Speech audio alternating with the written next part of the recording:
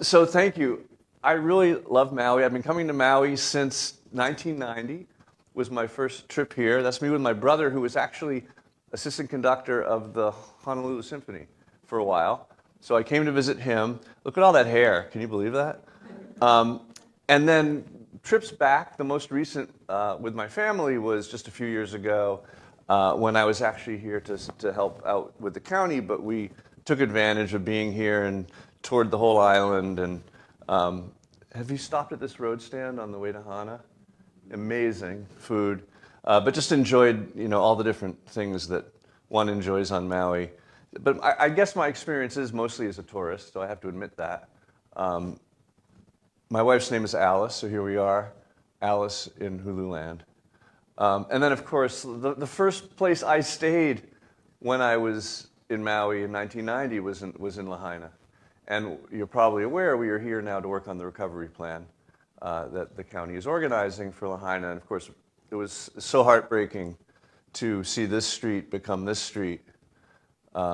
This is with my family, this is yesterday, and this become this. And I can't, I can't say much about that, except I know from the films I've watched and the research I've done that I know that I can't understand what it was like to be here for that. But certainly it makes me want to do what I can to help, and I'm very glad to be part of the team that's trying to establish a really great foundation for the rebirth of Lahaina. I'm not really here to talk about that. This is a picture with the rainbow out the window of one of my many encounters with the county. This is the first talk I've given in Maui that's actually public. The other talks, the first one was actually for the Hawaii Planners, which is where we met.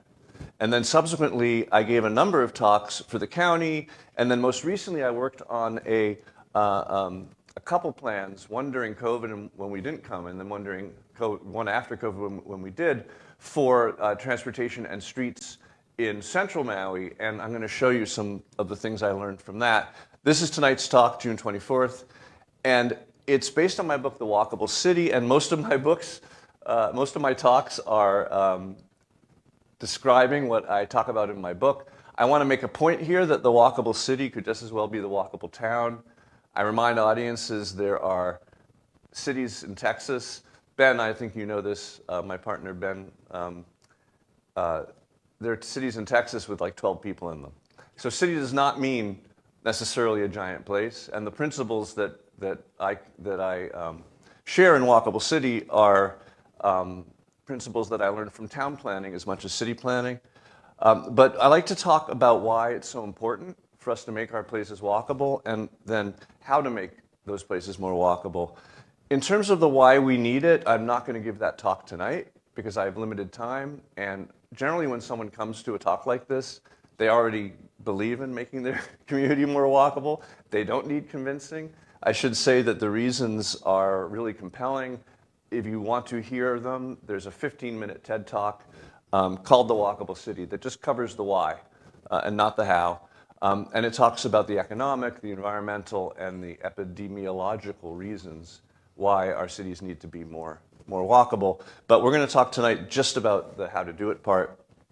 And in my book, Walkable City, I have what I call my general theory of walkability, which is a little tongue-in-cheek, but it tries to be a theory that's well-researched and well-supported. And it basically asks the question, in America, how do we get people to walk? When driving is so easy and so subsidized and so cheap, and the car is typically there in the driveway between you and everything, and most people own cars, right? Most people do own cars. So in those circumstances, if you're going to get people to make the choice to walk, the walk has to be as good as the drive. And to do that, it needs to do four things simultaneously. It needs to be useful, it needs to be safe, it needs to be comfortable, and it needs to be interesting. So those are the four categories of this talk. We're going to go through them. We're going to walk through them one by one. We'll start with the useful walk. The useful walk is a story I heard from my mentors, actually, Andre Stwani and Elizabeth Plater-Zyberk. I wrote Suburban Nation with them. They were the founders of the new urbanism movement, which now, we just had our conference 2 weeks ago in Providence, Rhode Island, 1,200 people came. But they came up with this idea a good 40 years ago. And Andres used to tell the story, what he called the story of planning. And he'd say back in the 19th century, people were choking on the soot from the dark satanic mills, and the planners said, hey, let's move the housing away from the factories. And they did. And when they did, lifespans increased immediately and dramatically, and the planners were hailed as heroes. And Andres would joke that they've been trying to repeat that experience ever since. So the onset of single-use zoning, the separation of the landscape into large areas of just one use. And this was taught in planning school for half a century. They don't teach us anymore. We now know this was wrong. But typically when I go to a place and arrive to do a plan, there's already a plan on the place that looks like this. And it's a guaranteed unwalkable outcome, because when you have a large area that's single family, a large area that's medical office, another area that's retail, general office, hospital, these big blobs scattered across the landscape and typically pretty far apart from each other, then you don't have a useful walk, because most of your daily needs are not within walking distance. So there's the foundation of an automobile-based society which made walking serve no purpose. This is the opposite model, not a model for Maui, but certainly educational in the sense that, this is big blobs and this is little confetti. And when you have a really confetti-like, a really fine-grained mix of uses, clearly walking becomes that much more useful. The colors aren't that legible in this image with the light on it, but the red that you see, that's kind of the dominant color in the middle of the slide, that's vertically mixed use. So those are buildings that are mixed use within them. So fine grain is the way to go. And that kind of brings us to the fundamental new urbanist story. And this is the story I heard from Andres and Liz back in 1989, and it made me want to become a planner. I was studying to be an architect, and I thought that was going to be exciting enough. But then Andres came and he gave this talk called Towns versus Sprawl. And he pointed out that there's only two tested ways to build communities, particularly in the US. I mean, there's 1,000 ways to make a town, but there's only two ways that have been tested by the thousands. And one is the traditional neighborhood, and the other is suburban sprawl. Traditional neighborhood, this is Newburyport, Massachusetts, near where I live. It's defined as being compact, diverse, and walkable. It's typically about a 5-minute walk from edge to center. So most traditional neighborhoods are about a half mile across, which is what that translates into. You can see that there are, see if this works. There are bigger houses and smaller houses, and so places to live.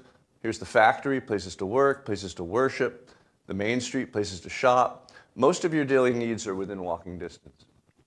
So that's the diversity. It may not be human diversity, but it's more likely to generate human diversity because you have things that serve people of different incomes, people of different ages. But in planning terms, we're talking about diversity of use. And we're in this first category called the useful walk, so that's what I'm talking about. And then finally, there's lots of streets and they all connect, so none of the streets need to be that big. So the smaller streets is what makes it more walkable. So now in contrast, we have sprawl. The name tells you it's not compact. It's certainly not diverse, as that blob diagram demonstrated. A whole square mile might just hold one use, or in this case, one house over and over and over again. And then it's clearly not walkable. Now there's lots of streets, but look, most of them are loops or cul-de-sacs. So those few streets that actually connect have to handle all the traffic of the metropolis, and they're designed around that sole purpose. No other purpose except moving cars. We call them traffic sewers. And like sewers, they're noxious. The houses turn their backs to them. There's not a single address on these collector roads because they're basically highways. A lot of parents want their kid to grow up on a cul-de-sac. It so happens you're about 3 times as likely to be killed living in this environment than you are in this environment by an automobile. Because once the kid leaves the cul-de-sac, they're in this incredibly dangerous spot. So that's the other model. It's fun to break sprawl down into its constituent parts, the places where you only live, where you only work, where you only shop. Schools get bigger and bigger. Across the US, there's still a trend to consolidate schools. And of course, the bigger your school is, the further apart, the further away from you it's likely to be, right? We consolidate playing fields. This is Weston and Fort Lauderdale. They're very proud of their 8 soccer fields and their 8 baseball diamonds. But the kid who lives here across the canal actually has a 1.5 mile drive to get to the playing field. And when you presume everyone's going to drive to everywhere all the time, then that sort of decision makes sense. It seems preposterous when you look at it in this context, but if you begin with when your design vehicle is a car and not a human foot, that's the choice you make. So this is the part they forgot to count. This is not Photoshop. This is Los Angeles. And this is the model that most of our cities have in place. As you grow, you become more and more like this model. Because when you separate every use from every other use and reconnect it only with automotive infrastructure, then your highway system becomes a commuting way. It's your only connection.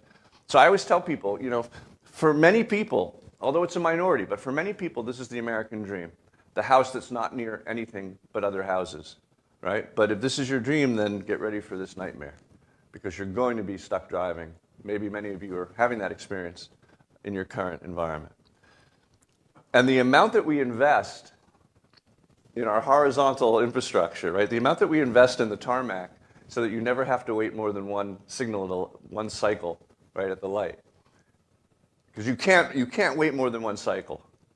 In this environment, you just get so frustrated, you want to shoot yourself in the face. So we have to keep adding lanes after lanes. This is also not Photoshop. This is in South Florida. The experience can be very frustrating. It's stressful on families. The longer your commute, the more likely you are to be divorced. That's a fact.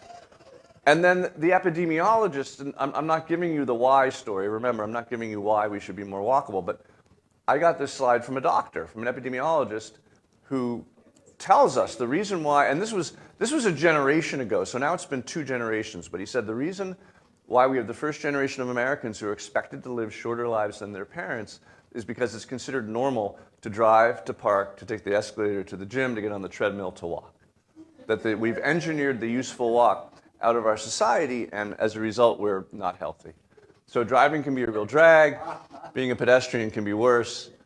But I want to stress this pair of images, which is the 2 models reduced to their simplest form. And you can see it's the same stuff. It's places to live, places to work, places to shop, institutional buildings, schools. But how big is it, and how spread out is it? And do you have a traditional street network, like you find in your older towns, and smaller pieces? Or are you strung out on a collector road system? It's called a dendritic system, a branching system, where the typical trip goes from the local to the collector, to the arterial, to the highway, and back again. The great irony of sprawl is that it was created, and we learned this today trying to get here. It was created around cars, but it's actually worse for cars, because if you have one engine fire on your collector road, your whole city, shuts down for an afternoon. So this, in contrast, there's 21 ways to get from here to here. So the network is much smarter for driving, as well as allowing each street to be small, because there's so many of them and they all connect. So that's an issue, right? We're looking at the recovery plan, and a part of that is to identify the places that lack good connections in Lahaina. And of course, when I talk about connections, I'm not thinking about emergency escape, but that turned out to be a real factor, that one of the most dangerous spots, the most dangerous spot, was where the streets lacked the connectivity, so there was only one way out. That's just another reason to make a real network of streets, the way we used to, naturally. Now, that's about the extent of my conversation about making new places, and most of the rest of this talk is about the existing places that you have and making them better. And when you look at a downtown, which is where walkability is most possible, and now let me interrupt myself to say, if walkability is the useful walk, and the useful walk comes from a mix of uses, it's much easier to have that balance of uses in a downtown. Because you can bring housing into a downtown and no one fights you. But try to bring a shop into a cul-de-sac, right? Try to bring retail into a residential neighborhood, you won't make it past the front gate. So we emphasize the opportunity to make our downtowns, our main streets, our neighborhood centers more walkable by having the proper balance of uses. And so you say, what uses are missing or underrepresented? And almost always it's housing, particularly in America. And I'd say less so in Hawaii.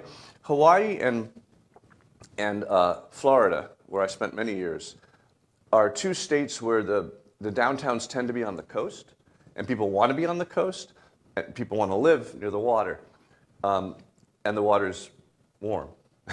So in Florida particularly, but also here, you find a little more housing in your downtowns than you do in other parts of the country. And we have that phenomenon of the CBD, the Central Business District. We have one in Boston. Many cities have them where, someone decided at some point that only workplace and lunch places would be downtown. That's what Wall Street was. When the housing comes back, of course, everything gets better. And this is what Jane Jacobs discussed. The best-selling and the best planning book of all time is The Death and Life of Great American Cities by Jane Jacobs, the greatest urban thinker America's had. And she was observing Wall Street around 1960, which was very different. If you know Wall Street now, it was very different back then. She said, 400,000 people come to Wall Street every day to work. Why does Wall Street not have a single great restaurant or a great gym?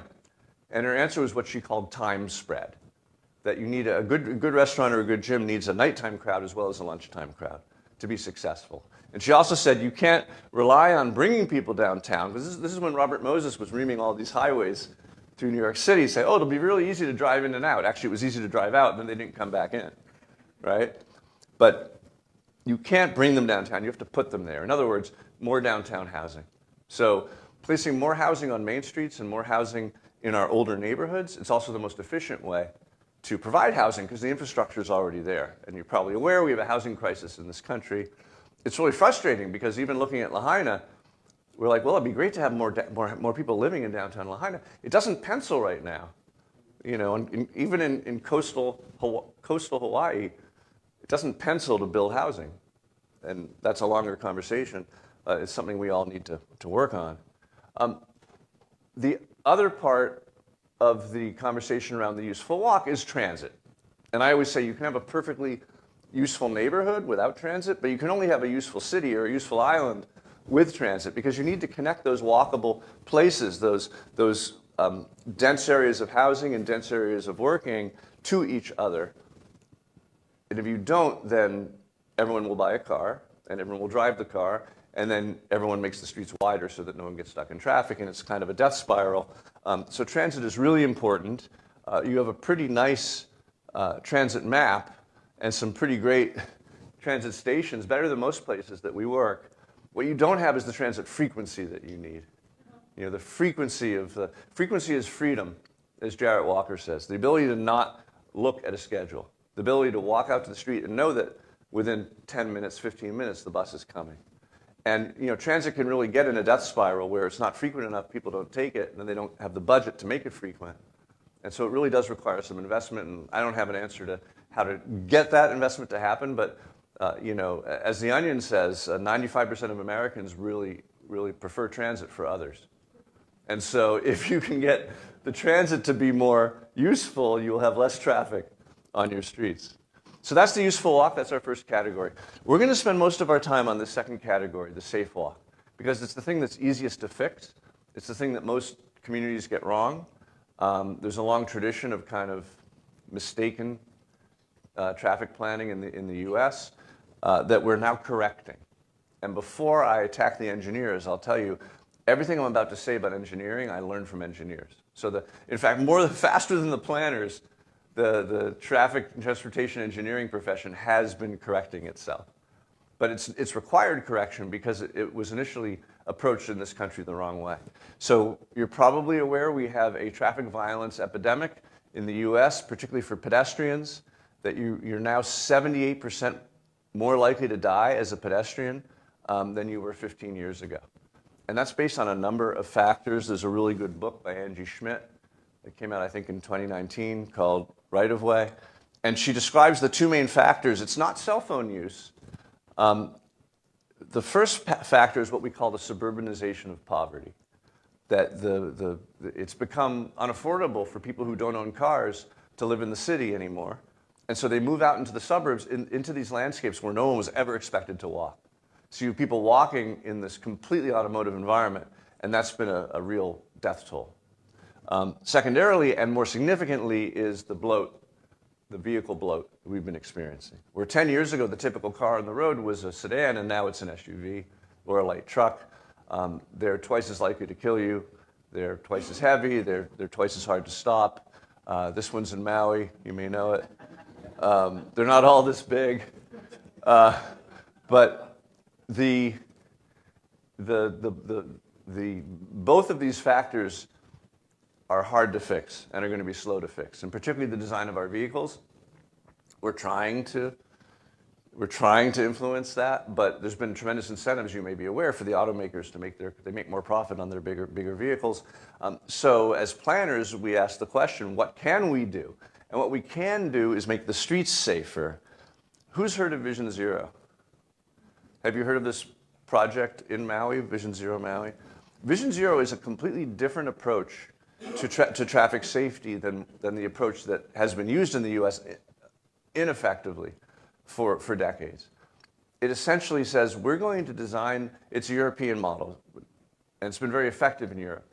The goal of Vision Zero means 0 pedestrian and cyclist traffic deaths per year in our community, and cities like Helsinki and Oslo have actually been pulling it off, because the approach has been to design roadways so that they do not attract the speeds that are deadly.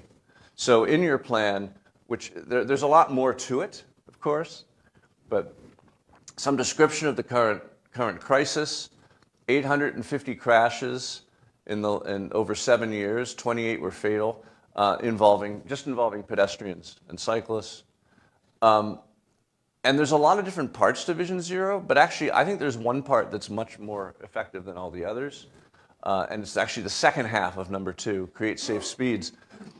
I think having a speed management program, great, that's kind of the first step, but the real goal is to set appropriate speed limits, and more importantly, to design the roads to encourage safe speeds, because people drive the speed at which they feel safe. And the greatest factor in how deadly a crash is how fast the vehicle is going. So a car going 35 miles an hour is about 7 times as likely to kill you as a car going 25 miles an hour. And every mile per hour really counts. What distinguishes Vision Zero from traditional traffic safety planning in the US is the fact that it actually says we're going to create an environment in which drivers don't feel safe or comfortable speeding. It's almost like the minute you got into a populated zone, your seatbelt would fly off and there'd be a spike on your steering wheel, right? Say, okay, I'm going to be careful now. That's kind of the strategy. That's in direct opposition to the traditional traffic safety approach in the US, which was about creating forgiveness, creating elbow room. And that grew out of the fact that traffic engineering in the US grew out of highway engineering in the US. Now think about how you set your speed when you get on the highway. If you're like me, you look for the speed limit and you set your cruise control for 9 miles an hour over the speed limit, right? Or whatever makes you comfortable. But your speed is constant, and it's a factor of the posted speed limit. If your speed is a constant, then anything that engineers do to reduce opportunities for crashing, to create elbow room and forgiveness, is going to make the streets safer. So what does that? Wider lanes, fewer intersections, one-way travel, no FHOs. Oh, we call them trees. They're fixed hazardous objects, right? Big, long swoops, anything that creates elbow room.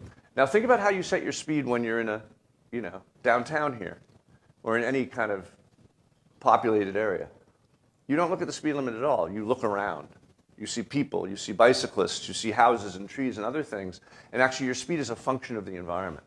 So anything you do to increase elbow room actually increases your speed, and the speed is the principal contributor to how dangerous you are as a driver. So that's the Vision Zero approach. That's the approach that we've been bringing to our work, not knowing it was called Vision Zero, for a couple decades now. And so the rest of this segment on the Safe Walk is going to be about what are the things that we can change, or what are the factors in the landscape that cause people to go faster or to go slower. The first one is block size. This is Portland, Oregon, famously walkable, famously 200 feet, the size of the blocks. This is Salt Lake City, famously unwalkable, famously 600-foot blocks. This is my family, or a part of my family, waving the flags they give you to cross the streets in Salt Lake City, which are largely 5- and 6-lane streets. I thought that was great until I discovered Granville Island in Vancouver. Has anyone been here? They have the grab a brick program. So you pick a brick up when you cross the street, wave it high, make eye contact. This is Canada though, so they're like really nice. These are foam bricks. They're not actual bricks. But anyway, here's Portland on the left. You can see Salt Lake City on the right. They're just vastly different, same era of city making, but vastly different approaches. And you know, in Portland, the typical street is 2 lanes, and in Salt Lake City, the typical street is 6 lanes. So bigger blocks usually mean bigger streets. This is a study of 24 different California cities, and when you double the average block size, roughly, you almost quadruple the number of non-highway fatal crashes. So we want blocks to be as small as possible. And you've got the neighborhoods like Wailuku that have old bones, right? Good bones, small blocks. And then you have the areas that were developed later, like, hey, where we're staying at the lovely Maui Coast Hotel, which we really like. It's my second time there. But you can see that not only is it that dendritic branching system, but there isn't even a block structure because it's understood that it's an automotive environment. People do bike there and walk there. People drive faster because it's essentially higher speed streets without the blocks. So the first thing is small blocks. The second is how many lanes you have in the street. No one's walking here, but people are trying to walk here. This is Oklahoma City before we got involved there. Clearly, the more lanes there are, the more it looks like a highway, the more encouraged you are to speed, the longer it takes to cross, the greater risk you're at as a pedestrian. We were called in because this is about 15 years ago. Prevention Magazine, in their Best Walking Cities issue, named Oklahoma City the worst city for pedestrians in the entire country, which isn't true. I mean, if you've been to Lawton, Oklahoma, it's even worse. But the mayor called me in and said, what can we do? And I said, let's do a walkability study. And he said, what's that? And I said, I don't know, but let's figure it out. And we looked at the number of the car counts in the downtown core. And I want to make a point, which is that most cities, most streets are congested at rush hour. But almost every city has some streets that aren't. Almost every city has streets that are oversized. And that's what we found in Oklahoma City, where actually every street was oversized because they'd had the farm boom and the farm bust, and it just wasn't as populated and busy a city as it had been before. Any traffic engineer will tell you a 2-lane street without left turn lanes, just 2 lanes, 1 lane in each direction, will handle 10,000 cars per day. And we looked at the car counts in the downtown, 9,000, 6,000, 4,000, 5,000. These were all streets that were designated to remain 4 to 6 lanes in width. And happily, the day that my study landed, roughly, Devon Energy decided to build this 51-story building in the heart of the downtown that was generating $200 million in tax increment. And they said, what can we spend that money on? Oh, let's rebuild 40 blocks of downtown streets from building face to building face. It was my job to do the curb to curb. I was able to cut the number of driving lanes by 1/3. I was able to double the amount of on-street parking, which is actually really good for the merchants and others. They liked that a lot. And create a bike system where there was no bike system. So, this 3-lane one-way became a 2-lane two-way. This 4-lane one-way became a 2-laner with a tram in it. This street became that. I always say this is what you do when you have money, right? But you may not have money, so maybe you don't rebuild, you restripe. And I always tell communities you can restripe a whole downtown for the cost of rebuilding 1 street. Now, there are times when rebuilding really makes sense. You could make a $20 million investment that generates hundreds of millions of dollars in revenue through making a place better and more desirable. But restriping is the strategy we use in most of our projects because you can do so much of it. This is Cedar Rapids, where they had a similar condition. 4-lane one-way, now a 2-lane two-way with bike lanes, protected bike lanes. This guy's learning how not to park. This is the first day that it was open, so they figured it out. So you do have streets that I believe are wider than they need to be.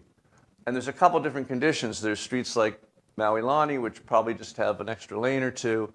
But then there's a really opportune moment in streets like Kanaloa because of an entirely different phenomenon called the classic American road diet.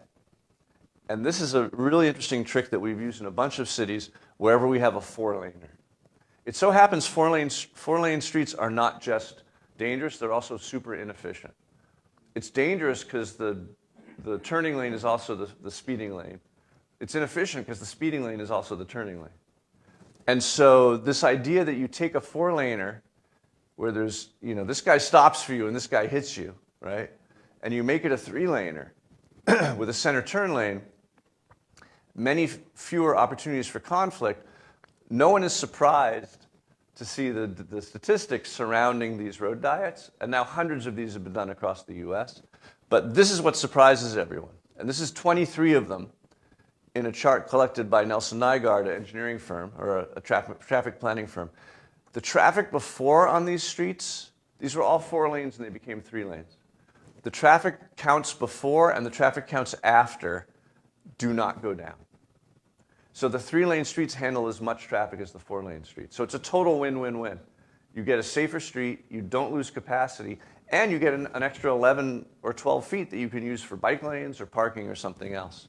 So for example, when we were looking at the streets in this area, here's Kanaloa Avenue, and you can see it's a 4-laner with bikes that are in the door zone of these cars because there's not enough room to put them elsewhere. But if it becomes a 3-laner, then you have room to pull the cars up against the parking and have a big buffer and then put the bikes against the curb. Right? So that's an opportunity that happens when you just remove 1 lane. So next, so we talked about number of lanes. Next is the width of the lanes themselves. Andres Duany would show this slide and say, the typical street to the typical subdivision in America is now wide enough to allow you to experience the curvature of the earth. And it's true. Someone was doing donuts on this one. But the standards have just shifted. It used to be a typical urban lane. A typical busy commercial lane was a 10-foot lane. And it's grown in many communities to 11 feet, 12 feet, 13 feet. Even for residential streets, this is a subdivision from the 60s, and this is one from the 80s. Same height of airplane, same size of house, but look how the roads have just gotten reamed out. There's a number of reasons for this, but we know that as lanes get wider, people drive faster. People intuitively know that a 12-foot lane is a highway speed lane. It's a 70-mile-an-hour lane. And a 10-foot lane is actually still pretty fast. It's closer to 40 or 45 miles an hour, but at least it's not 70. So NACDO, the National Association of City Transportation Officials, says now very clearly that 10 feet is a proper standard downtown lane width. This is what it looks like, truck next to a truck. And actually 7 feet is smaller than your typical parking space. Most are now 8 feet. So you see it's a little tight, but there's room. And so in your design manual, which is not that old, there is a standard of 10 feet. This is exactly that, 10 against 7 for your minor street. Right? Minor streets have that standard. Most of the other streets, though, in the manual have wider lanes. So I think that it could make use of an update. And then we had in Lahaina this street, it's still there, the buildings are not, that actually had 18 feet across, actually had 9-foot lanes. You see it's quite tight, but it made people drive a lot more slowly. Substandard, but safer. And then a typical street in the newer parts of town, or more newly built streets, like Wahine Pio. I was told it was phonetic. Wahine Pio. You measure it across, and you've got 4 lanes, so it should be 40, but it's 48, right? Because it's a higher speed. It's a 12-foot lane. So you're encouraging highway speeds on these streets, which people walk on and bike on. There's a bike lane, right? I wouldn't want to bike against 4 lanes of 70 mile an hour, encouraging 70 mile an hour. So that was the width of the lanes. Next is parallel parking. People are like, oh, Jeff, you're you're into walkability and pedestrians. You must hate parallel parking, all these cars littering the landscape. I love parallel parking. I think if a street has cars driving on it, it should have cars parking on it, because the parked cars are an essential barrier of steel that protects the sidewalk from moving vehicles. It's between you and the speeding cars. It's also great for merchants and great for activity. But it's a really important barrier. This is Fort Lauderdale, famous for its happy hour. This is Himmershey Boulevard, a happy hour street. We did a walkability study for them. Notice this is the way out of town. This is the way into town. And during happy hour, you weren't allowed to park here because they wanted to speed. You know, you don't want people staying in town for dinner, God forbid. So let them all speed out of town. This is happy hour on the park side of the street. This is happy hour on the unparked side of the street. The restaurants were both bad. But nobody wants to sit or stand or walk or exist, 3 feet away from cars going 40 miles an hour. So, the best street in Wailuku is Baldwin Avenue, I believe. And it has, there's a little extra room in the street. So, yeah, use it up. Have angle on one side and parallel on the other. Really nice. There it is. Market Street, yes. And then Main Street has one side you're probably pretty comfortable walking on, and then another side you're probably less comfortable walking on. And this store is probably not going to do as well as the store across the way. So that's parallel parking. And then the other part of this picture are the street trees. Street trees used to be called FHOs, fixture and hazardous objects, until they did a study that showed that on the same street in Orlando, the area that had, they were pretty much identical areas, but the area that had the street trees actually had fewer collisions, fewer crashes, fewer injuries, because people drive slower when there's trees lining the street. The trees slow people down, sometimes dramatically. But better to hit a tree than to hit a pedestrian, and the fear of this happening is one thing that keeps speeds down. And when you line up trees on the edge of a street, you create almost, in perspective, you create a wall. So there's no parking, right, on this side of the street, but the trees get that job done. And you have such amazing trees here. Many of them, though, are along the highways where there's no sidewalks and not much walking. But the great news is you can grow amazing trees here. So unlike other places we work, they grow really fast and robust, and that's something you can take advantage of. Here's an example that points out how counterintuitive this is and how surprising some of the data are. When you remove the center line from a street, people go 7 miles an hour slower on average. This was 2 different studies found this out. And it actually points out how this works, which is that you would think the double yellow line in the middle of the street would make you safer because you're in your own lane. But of course, that feeling of comfort, that knowing that you won't be hit, is what allows you to speed. When the line isn't there, you're just more cautious. So I noticed your requirements only allow you to remove the center line when you are on a minor street. All the other streets require center lines in most conditions, and we noticed that. I believe Baldwin Ave. So I'm sorry, Baldwin Ave is not in Wailuku, it's in Paia. Yeah, I'm sorry.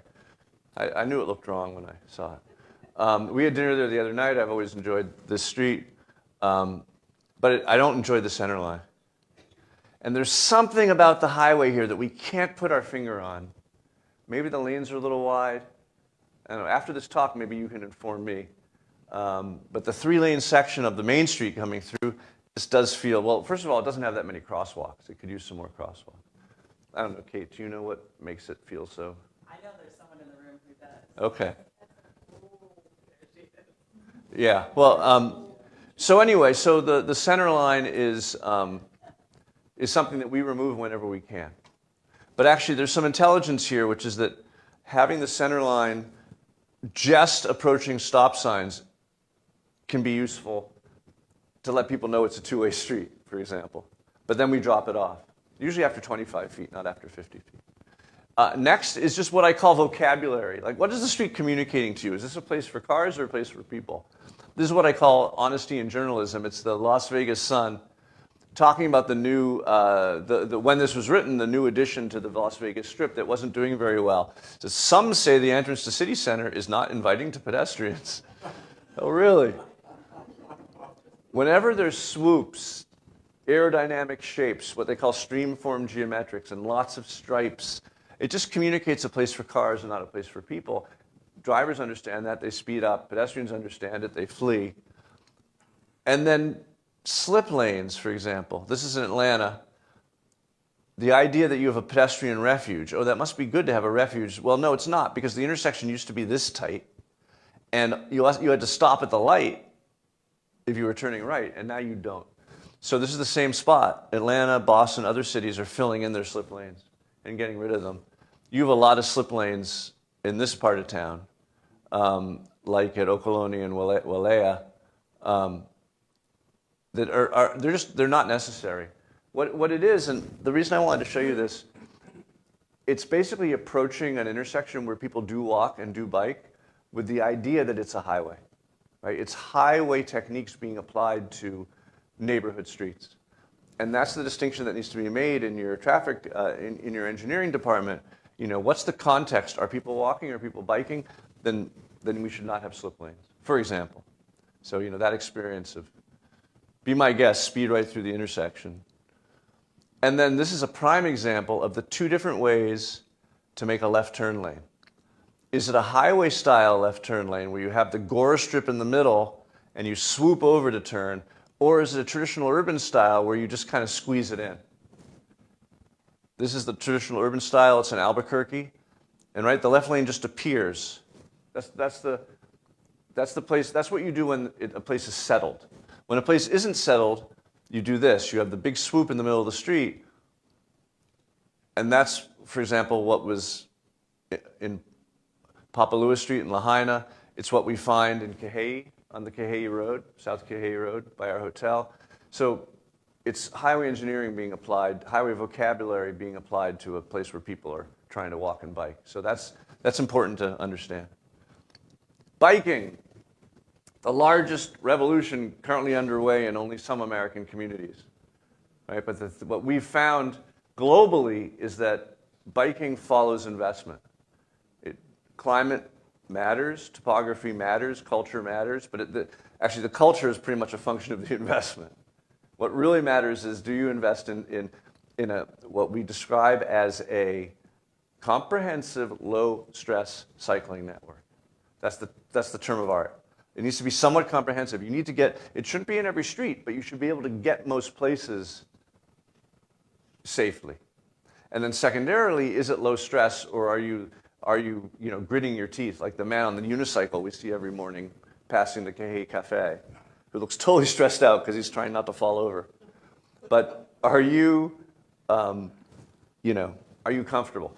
This idea of protecting, this is a more of an urban solution. There aren't many opportunities for this here, but the idea that you pull the parking off the curb to create that barrier of steel, and then you have the door zone and then the cycle track, which is protected, that's what turns people into cyclists.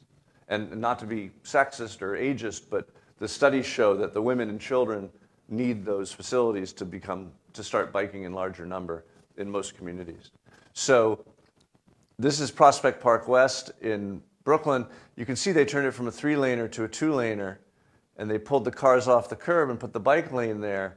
No one was surprised about the increase in cycling or the lack of, the sidewalk cycling went away. Speeding went down dramatically.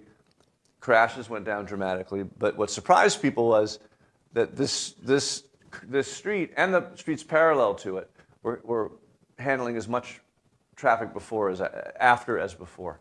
Because basically people were speeding from red light to red light. So sometimes you can lose lanes and not lose capacity, as I've already described. This being New York City, there was a long, drawn-out 6-year lawsuit around the bike lane. Eventually, the bike-hating NIMBY trolls grudgingly surrendered to reality.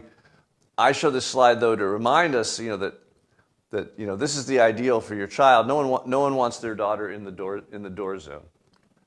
And we have a lot of door zone bike lanes here. This is even worse.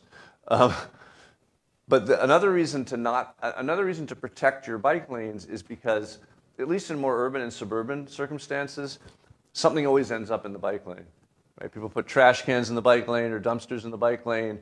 My Uber driver in front of my apartment never pulls to the curb. He just sits there in the bike lane. Buses in the bike lane, unloading in the bike lane, police in the bike lane, bikes in the bike lane. So the message here is clear. If you can protect your bike lane or pull it out of the street.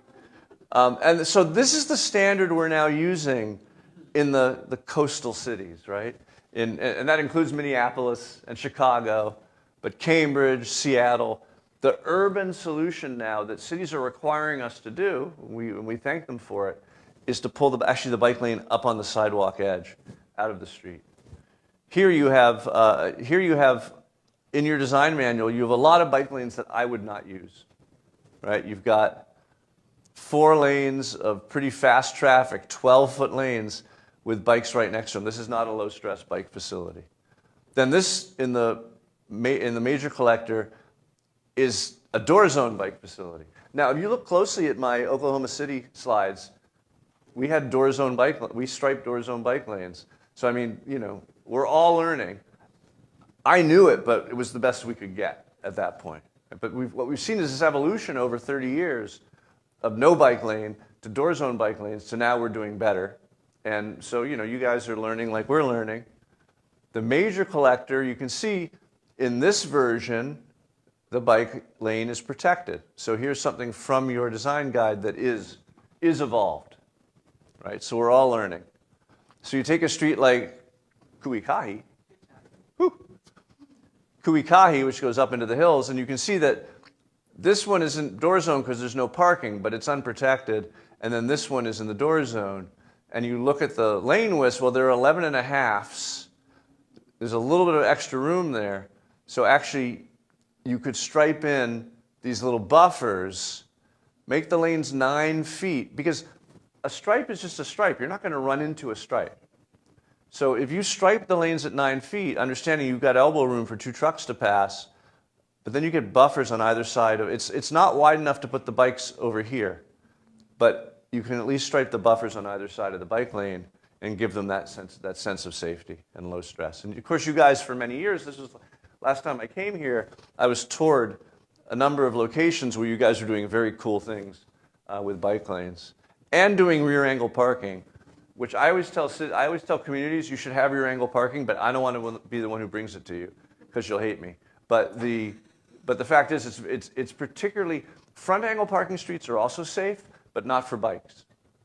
You don't want to bike behind front angle parking, but biking in front of rear angle parking is very safe, just so you know. And then, the great promise, both for cycling, but really for affordable commuting in Maui is this West Maui Greenway, which I was so excited, to learn about and understand that it could be this whole stretch here.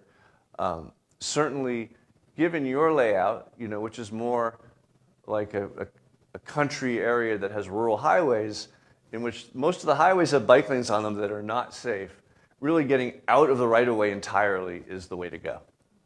And connecting the different anchors on the west side of Maui with a greenway, that's the biking future for Maui, and hopefully you can achieve that fairly quickly. I wanted to talk briefly. A lot of people, we're working in Lahaina. A lot of people want a pedestrianized front street. We also want a pedestrianized front street. It's one of many things we're considering. As we work through this process, we'll be showing alternatives. There's nothing nicer than a pedestrian street, particularly if it has like cafes and stuff on it, and you can have lunch while your kid just runs around. You don't have to worry about them being hit by a car. It's really the dream. This is in Vermont, Burlington, Vermont. Most successful pedestrian streets are in either college towns like Charlottesville or Boulder or Madison or Burlington, or in resorts like South Beach or Santa Monica. And as a resort community, theoretically, one could work in Lahaina or perhaps elsewhere. I just do have to warn communities that 95% of the pedestrian streets in this country failed. And so when you do it, you have to do it very carefully. And we had this conversation yesterday with the mayor, and he was very interested to hear the data. This is a list of some of the streets that failed when they were pedestrianized. So a lot of factors have to go right. The lesson here is not to not pedestrianize streets. And I'm always very careful when I talk to communities. I'm not saying don't do it. I'm saying test it, try it, and see how it works. The great story of what Jeanette Sadiq-Khan did in New York City, where Times Square and Madison Square and other squares had their streets pedestrianized, was that they tried it out. They tried it for a day, then they tried it for 2 days, then they tried it for a week, and eventually they made it permanent, right? So, this is Downtown Crossing in Boston, works very well. But, first you start with the street, then you test it temporarily and cheaply. This one, I believe, is in Montreal. Test it temporarily and cheaply, and then finally make it. But don't make the mistake of building a street that you can only expensively fix if you've made that mistake. Yeah, I don't mind answering your question. What makes it a failure and what makes it a success? The shops all died. Yeah, I mean, for me, because actually the folks in Boulder, where they have a very successful pedestrian street, asked me, should we lengthen it or not? And they said, and I said, well, you should test it. And they say, how do you know we're successful? And I say, I honestly believe that the one determination of whether your street's successful or not is whether the merchants do worse or do better. Now, there are other streets that aren't commercial that could be pedestrianized without that risk. There's parts of Front Street, perhaps, that will not be commercial, that could be pedestrianized. And it could very well be that Front Street will thrive. I'm pretty excited about at least a segment of Front Street being pedestrian. And I'm truly, completely uncertain as to what the right outcome is for Front Street. But the point is that, you don't want to expend. What they did in the 60s and 70s on all these streets was they expensively built barriers that it was hard to remove. Some of them were bus malls, some of them were, statues, other things. That was the mistake that was made. A lot of federal money. I worked at the NEA. A lot of federal money came from my office before I got there to pay for these. Anyway, so that's just a lesson. I just want to share the data. As city planners, it's our job to collect data and share data so that people can pursue best practices. And to the degree that we have information to share, that's how we're useful. So I do want to share that information. But I do think it's really great to test it, see how it works, and go from there. So we're half done, except the last two categories are very short. So the talk is reaching its conclusion. Oop. So I'm not including I have a big segment about one-way versus two-way that I'm not including here because you do not suffer from what many, many American communities suffer from, which is high-speed, multi-lane one-way streets. If you've traveled around, you might know that a lot of cities in the plains and in the Sun Belt, but particularly in the plains, in the Midwest and a little further west, like Oklahoma City or Cedar Rapids, or right now we're working in both Louisville and Chattanooga, turning their principally one-way systems back to two-way travel. But there was a moment when many cities turned all their streets or half their streets into one-way streets and made them multi-lane. And that created a tremendous increase in crashes and a tremendous loss of businesses. In Atlanta, in Savannah, Georgia, they turned a two-way street into a one-way street, and 70% of the businesses went away because of the speeding and other things that created. One-lane, one-way streets might present a circulation challenge. They might cause more traffic. They might result in paths being much longer and probably more congestion, but they're safe because you can't. What makes the multi-lane one-way streets dangerous is the same thing that makes a four-lane street dangerous, which is that opportunity to jockey. The idea that there's another lane that's faster than the lane you're in, right? Let's wait till the end, and I'd be happy to take more questions at the end, but I do feel an obligation to finish somewhat on time, and then I'm happy to stick around as long as you'd like to chat. So the comfortable walk is a little counterintuitive because we all love to, drive up Haleakala and get the long views. But the evolutionary biologists tell us that all animals, including humans, are simultaneously seeking prospect and refuge.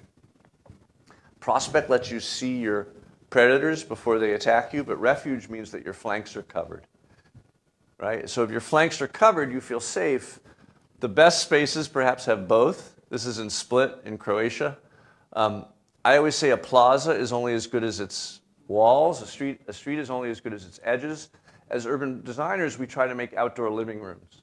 And one of the great errors in one of the things that distinguishes American public spaces from the best places in the world is that they tend to lack that sense of spatial containment. And the spatial containment is what really makes you comfortable in a space. And we've been talking about it for a long time. 3-to-1 can be fine. 1-to-1 was the Renaissance ideal. There are treatises that mention the beauty of 1-to-1 spaces.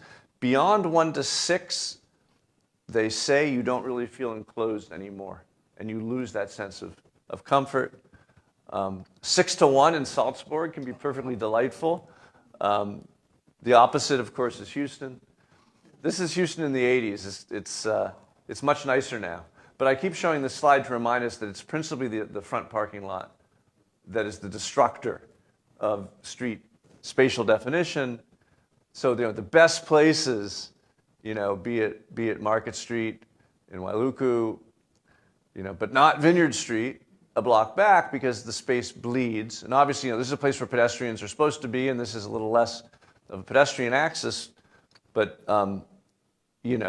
the spatial definition isn't there to make it an outdoor living room. Parking lots are fun for chickens, I suppose, but this is not the same thing as having good walls, good friendly faces of buildings around your parking. And this is Europe. This is Madrid. I've never been here, but I'm dying to get here. There are gateways, right? These are all gateways that we can get in. But this idea of the outdoor living room, that's why people get on planes and go to Spain. The space is figural. The buildings take whatever shape they need to shape that space. So the space between the buildings is more important than the shape of the buildings themselves. Whereas modernist urbanism, the buildings have a shape and the space is left over. And so that space doesn't hold you. It doesn't make you comfortable. So that's a very important distinction. I showed you this. Lahaina had some amazing, well-shaped streets. Look, it's almost identical to Split in Croatia, or it was. So that's the comfortable walk. And then finally, the interesting walk. We humans were among the social primates. Nothing interests us more than other humans. We want signs of humanity, which can mean several things. It can mean other people. It can mean the likelihood that other people will show up because there's doors and windows. Doors and windows are eyes on the street. These eyes on the street kind of bespeak a human presence. Or it can be the fact that many hands at play speaks to the human involvement. So variety and just differentiation as you move down a street. So, I mentioned 1-to-1 was the Renaissance ideal for a street space. This is 1-to-1. This is in Grand Rapids, very walkable downtown, but not this street, which connects the two best hotels. But no one wants to walk down the street because when one side is an exposed parking deck and the other side is a conference facility, apparently designed in admiration for the parking deck, it's just boring. It's boring. It's horizontal. It doesn't change as you move along, and it's just cold. And so Mayor Riley, mayor of Charleston for 40 years and a friend, taught us it only takes 20 feet of building to hide 200 feet of parking. And so this idea that if you're going to build a parking structure or even a surface parking lot, put a little bit of building between it and the street to give you that really nice, friendly street edge. This one's in Miami. I call it the Chia Pet Garage in South Beach. These mid-century storefronts were preserved. Parking's behind. So you have some examples that could be a little friendlier in terms of how they meet the edge of the street. Kind of the dual sins of exposed parking and then just kind of undifferentiated modernism. That wasn't a joke, but I guess it's funny. Yeah, that's your office. And then also blank walls. And, I was at the National Endowment for the Arts for a number of years, and I would encourage cities that I said, your art budget should be remedial. In other words, use your art budget to remedy things that are broken and boring in your city. And the idea of cool murals and other things that give interest to building edges, and you have talent here, you have some nice ones. Look for opportunities to do that as well. And then finally, with the idea of variety and what makes this place special, Leon Krier passed away a week ago. He was the godfather of the new urbanists, a brilliant theorist from Luxembourg who worked all over the world. He was Prince Charles's architect. And he did these amazing cartoons, and he talked about regionalism versus the international style, right, which arose out of the World War I, actually. And you have to imagine, it being a time when nothing seemed more appealing than a unified global government and one culture internationally so that we'd stop killing each other. So the idea that there was one style of architecture that united us was an ambitious goal. But this is clearly like Santa Fe, right? And this is clearly Zurich, and this is outside of Florence. From the style where you are. And of course, it's based on climate that determines the pitch of the roof. It's based on the land that determines the materials that are available to build. And the idea of having places that look like the place you are, of course, makes it worth traveling.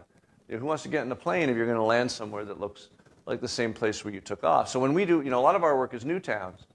So, we did this town outside of Washington, D.C. We hope it looks a bit like Georgetown. We did this town in Alabama. We hope it feels like, the suburbs of Birmingham, where it is. This new town outside of Charleston looks like Charleston. This is in Madison, Wisconsin. We hope it looks like the prairie-style influence that you find there. This is a project of ours in Mexico called Loreto Bay that we think looks pretty darn Mexican. And this is the project that we did with Leon Krier, the fellow I mentioned, in Belgium. It's called Hillebrugge. And it looks like Belgium. And that makes it worth going to these places to see, right? So you have your architectural style book. The book itself is a historical document. It's like really old, but it's really good.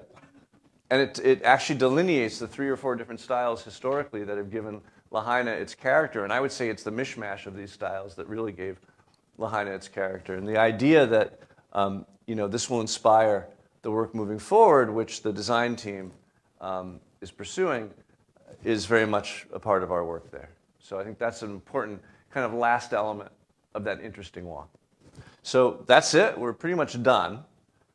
You kind of have to do all 4 of these things to make a place truly walkable. But every bit helps. And of course, the place to start is the safe walk in our communities. I do have a little conclusion. Thank you for your attention. This is the rainbow that was out the window when I gave that talk to the county.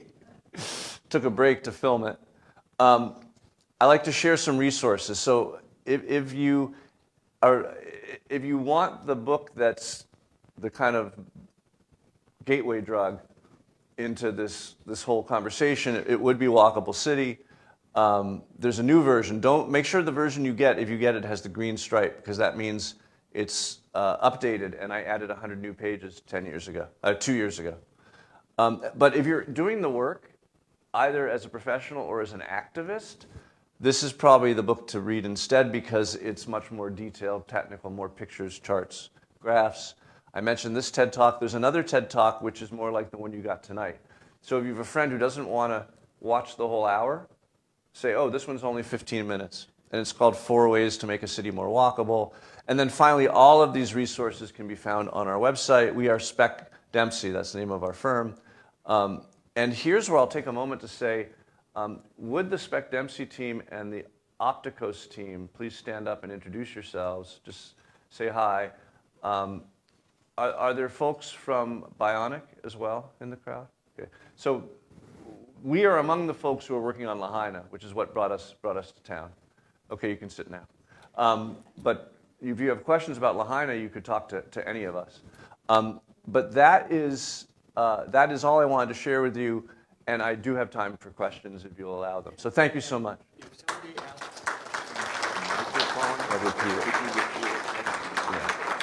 Oh, thank you. You hear my voice getting dry. Is this Chardonnay or Sauvignon Blanc? Sauvignon Blanc. Oh, sorry. Hold on. Sauvignon Blanc. Yes, sir. Yes. One of the things that has not been addressed, is the drivers behind the wheel. One of the things that has not been addressed is the drivers behind the wheel. Enforcement of rules and regulations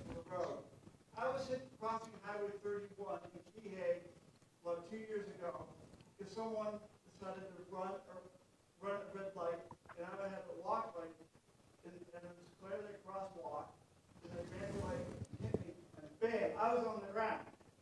How do you propose about dealing with the enforcement of the drivers?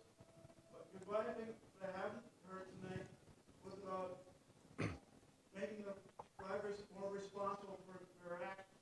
Drunk drivers, distracted drivers, drivers in a hurry, drivers that just don't respect the pedestrians, or in a wheelchair. So many of the sidewalks in the community aren't wide enough for a wheelchair they can buy. For example, on High Street and on Vineyard Street, it's just not between the traffic device. There's just not enough room for the wheelchair to buy, but the sidewalks are just straight, just too narrow. How do you propose to deal with that? Thank you. You mentioned two things that people do not pay us to advise them on because they're obvious. It's obvious that there should be tremendous enforcement, and we're all for enforcement. However, people know that. Similarly, you have ADA rules that if you're not following them, you're breaking the law as a city or municipality. So people don't ask us to come to town to tell them those things, but I happen to agree with you wholeheartedly that enforcement is super important and that building or rebuilding your pedestrian facilities to the ADA specifications is also super important.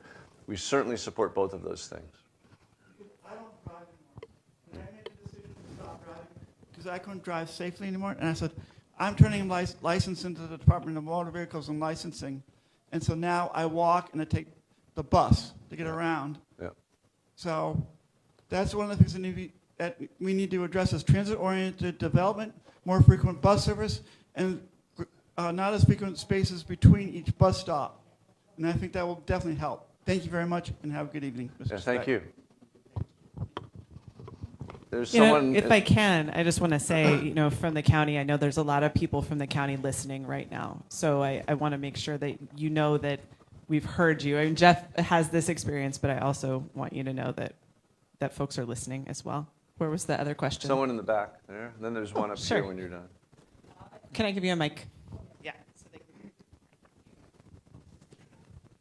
I think Maui is an interesting place. I know you do a lot of your work in like large cities on the mainland. Maui is interesting because we have sort of the population of a small town, like a couple 100,000, but we're also the population is a lot more spread out into both somewhat suburban, but especially rural, just kind of throughout the country or throughout the island.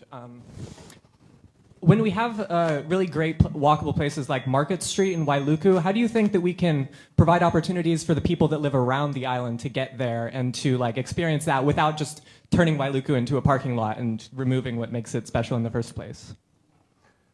Yeah, I don't know your transit map well enough to know how well Wailuku is served. I think it's pretty well served, but not frequently, right? So Kate, you can perhaps weigh in on that, but I think we'll see a lot more. We would see a lot more people taking transit to get to your various walkable places if the frequencies were increased. Beyond that, I don't have a magic bullet for a silver bullet for expanding the accessibility of these places. Except the other thing I mentioned, which is there should be a lot more housing in Wailuku, right? The place to focus new housing. And I didn't show the example of Des Moines, which is a city that went from 2,500 people downtown to 10,000 people downtown in about 15 years. And I don't want to get anyone in trouble, but the city actively subsidized developers so the developers could make money to put attainable housing in the downtown. They gave them 10-year tax abatements, so you take a property and you improve it, but the taxes stay the same for 10 years, even though you've made the property so much more valuable. And then they had 10 more years of tax increment financing, where the developers, essentially that the city effectively issued bonds that the developers eventually paid back with their taxes over the next 10 years. So the city actually invested in the infrastructure around the building. So we encourage cities and towns and downtowns to invest in developers making housing attainable in their cores. So, rather than having people have to take the bus downtown, maybe they could move downtown.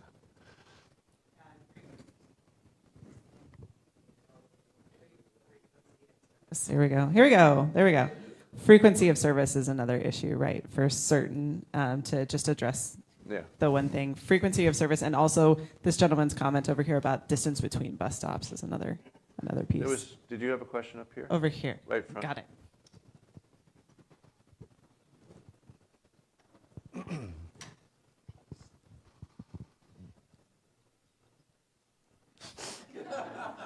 It's the paparazzi you're chasing.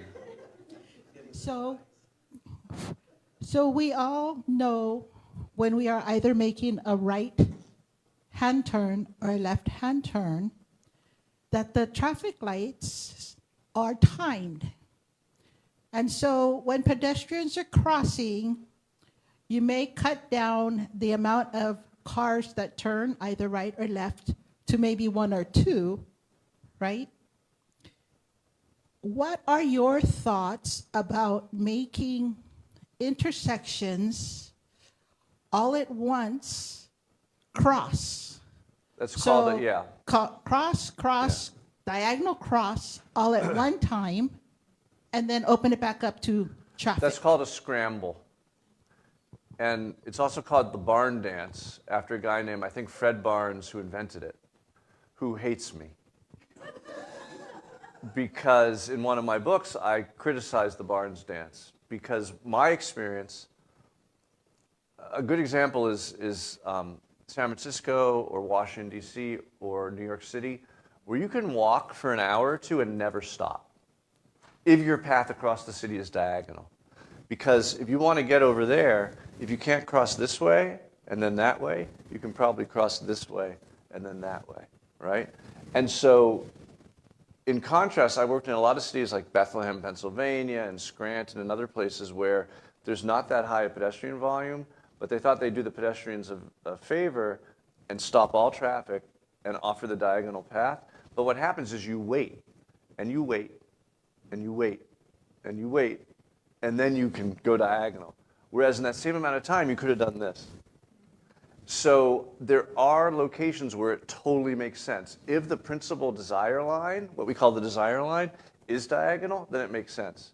There's a hospital center near where I live on the edge of Brookline in Boston, Massachusetts, which has an incredibly well-used Barnes dance. There's also the Shibuya crossing that you may know about in Tokyo, which is a magical thing. My family and I did it like 4 times in a row it's like a Disney ride. Just to have the freedom to cross that overrun intersection freely. But it only makes sense in places where you have that diagonal desire line. And if you don't, it slows you down as a pedestrian. In Bethlehem, Pennsylvania, there was just so much jaywalking, people running the light because they didn't want to wait. So there is a place for it, but I worry that sometimes it's overused. And by the way, I left out because you have a lot of, you don't seem to be too over-signalized. Many cities we work in are over-signalized. They have more signals than they need. I left out my whole segment comparing signalized intersections to all-way stop intersections, which are much safer. When you convert a signalized intersection to an all-way stop intersection, the number of severe pedestrian injuries drops by about 65%. Because no one's ever going through the intersection quickly. They might coast through carefully and run the stop sign slowly. But you never have that condition of someone running the yellow or just going 30 or 40 because it's green. I don't know, Kate, maybe someone here knows, if there are places in Maui where you have a signal you don't need. But one of the things we do in many cities is we like in Mobile, Alabama, where we eliminated 25 signals and replaced them with always stop signs. In Hyannis, Massachusetts, which is kind of like one of your smaller communities here in terms of its scale, kind of like Lahaina, we eliminated 10 out of 12 signals and replaced them with always stop signs to make it safer. But also because the pedestrian generally dominates in an always stop environment. Question. It's a great question and something that maybe people in this room or listening online may want to ask Public Works. Just let Public Works know if intersection that you don't think should be signalized, you just send an email direct to them. I'm sure they'll be happy. Now, some intersections have too much traffic. Some intersections have too much traffic to not, like if you replace the signal with an always stop sign, it will choke. So there's something called warrants. And if an intersection is warranted for a signal, then it may be that you can't lose the signal unless you're going to constrict the traffic. But many, many intersections have signals that aren't warranted in the US. I don't know about here. I was just wondering, you didn't mention roundabouts. Roundabouts, yes. What do you think about that? For Um, walkability, you know.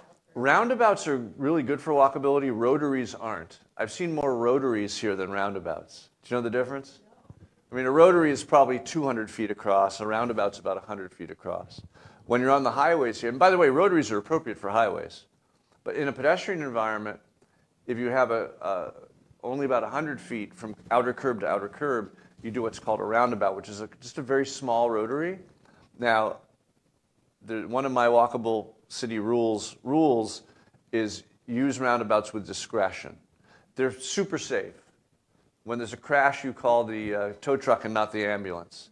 I work in Carmel, Indiana for, Mayor Brainerd just retired after 28 years as mayor and 170 roundabouts in Carmel, Indiana. And his crash stats are through the floor. I mean, they're so much lower than any other similar community, but they're just not all that urban. So if you want to have a main intersection that feels like a shopping and dining and heart of your community, I would not put a roundabout there because I like to say the roundabout is the most pedestrian-friendly, safest automotive environment that you can create. But it feels automotive. But they are safe. So part of mine is a comment, and I'd like your reaction to this. I was born and raised and I lived on Welsh Street, okay, right in the middle of Wailuku. I watched the county building be built, and it actually wiped out about 15, 20 houses in that area. Used to call it Bento's Court. Does anybody remember it's Bento's Court?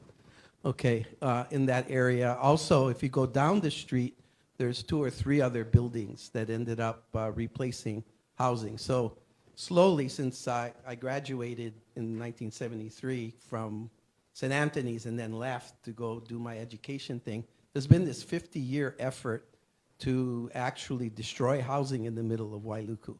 So the question is, how do you put it back in?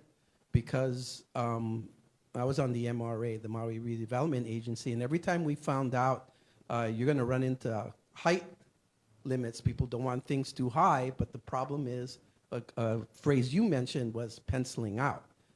There's certain requirements that all of a sudden, if it's not high enough and it doesn't make a return of investment for the investor, you can't build in the middle of Wailuku. So it ends up being the question of density.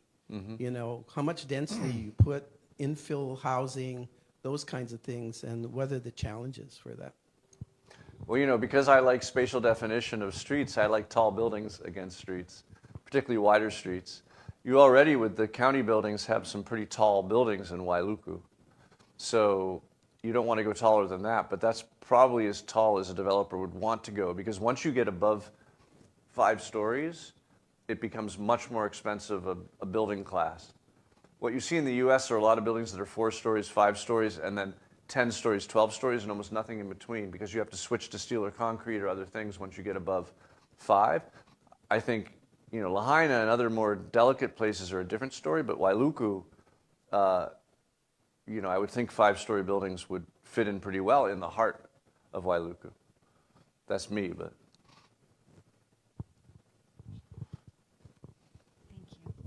Thank you very much for coming today and speaking with us. I had a couple questions, and maybe Kate might be better to answer them. I'm not sure, but a few years ago, there was a survey put out about kind of like improving the walkability of Kahamanu Avenue, the corridor, as they call it. So one of my questions is, are you aware of that survey, and where did it go? What's going on with that? That's a question I have. And were you involved in that? I was involved in that, but I don't know what happened. Yeah. I was on that committee, and I don't know what the results of that. So I was one on that advisory group.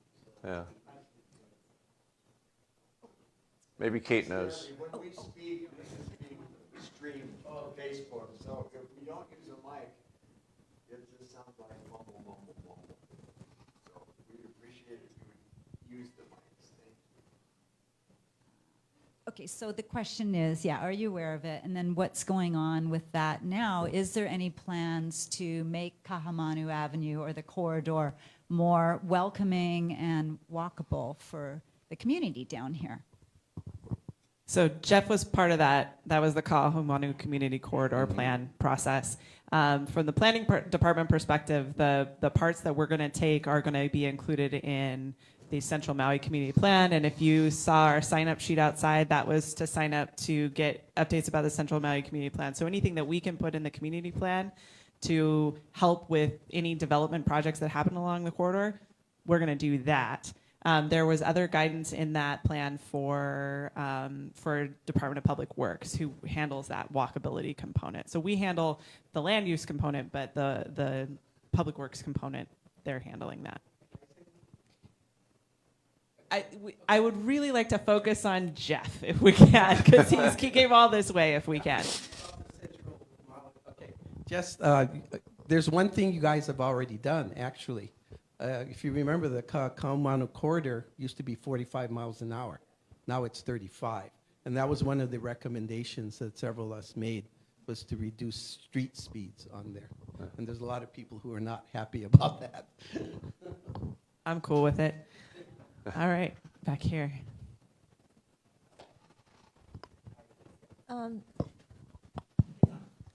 Is there a design difference between like a tourist heavy area and then like a more resident heavy area? I think the balance of that differs quite a lot among.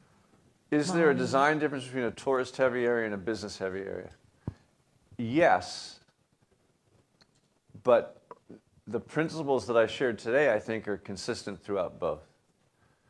I'm not sure how else to answer that question, except to say that, you know, you look at pedestrian flows, you basically look at the different mobility flows and you size the different infrastructure around those flows. So a tourist heavy area might have wider sidewalks than a business heavy area. A business heavy area might have more lanes than a tourist heavy area. I guess like the accessibility to that pedestrian zone might be like much heavier in the tourist heavy area. So do you like try to make a bigger parking lot outside of it, or like is it more? Well, like that's frequent bus routes. That's a really interesting conversation. So the tourists could be much more so than business people, and certainly more so than residents. Tourists can be expected to park somewhat peripherally and then walk in. I mean, they're there to walk, right? The number one thing tourists do on vacation is shop, but they got to walk to shop, and probably the number one thing that you know, the number one pastime is shopping, but probably the number one activity of tourism is walking. And so since you're there to walk anyway, the idea of having a peripheral parking zone or parking structure, which, you know, is being considered for Lahaina as well, makes a lot more sense. I would like to think, though, that I like your question, because like I like to think that business areas should be designed with all the same amenities as the tourist area, in order to make it delightful to be walking through there with your briefcase, you know, or purse, business bag. One more question I've been told to take. Mahalo for being here. You just had one picture of Paia up there, and I'm not sure how familiar you are with Paia, but it's a quaint little town that is visited by many, many tourists. Yes. If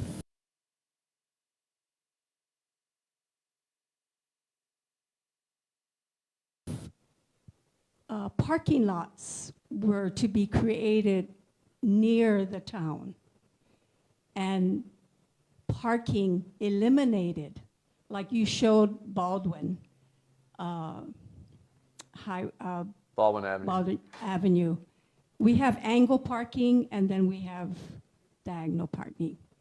But if some Parallel. parking were to be eliminated and parking lots created near the town, in going on the walkable concept of what your presentation was about, would that be feasible in your eyes? So having peripheral parking, what you want to have for shops to be successful is teaser parking in front, so that people have the idea they might be able to park in front, and then a reserve of parking somewhere off to the back, so that when they don't find a parking space in front, there's a place to go. Whether that means a structure, whether that means just a parking lot, it's many places think they don't have enough parking, but what they really don't have is well wayfinded parking or clear direction on how to get to it. I don't know if Paia needs more parking or not. I would say that it would be a mistake to eliminate a lot of that parking from the main street. There's hardly a successful main street in the US that does not have a lot of parking on it. There's a wonderful example in Greenville, South Carolina, some of you may know, that has angle parking, but it has like car, giant tree, car, giant tree. That's an incredible, green sheltered main street that parks tremendously well, but it's a little more green. And I would think if I lived in Paia and I wanted to make the downtown more successful, I would find opportunities for more land, for more trees, but I would not be getting rid of much of that parking. All right. Hey, thank you all for your questions and for coming tonight. Please thank Jeff for coming all this way. And thank you for coming out tonight. This was live streamed on Facebook. Tell your friends so they can go watch it. And I've never had a mahalo. higher ratio of questions per capita in a crowd. We're a questioning crowd for sure. So thank you again. Drive safe, walk safe, bus safe, Be safe. bike safe, be safe. Aloha.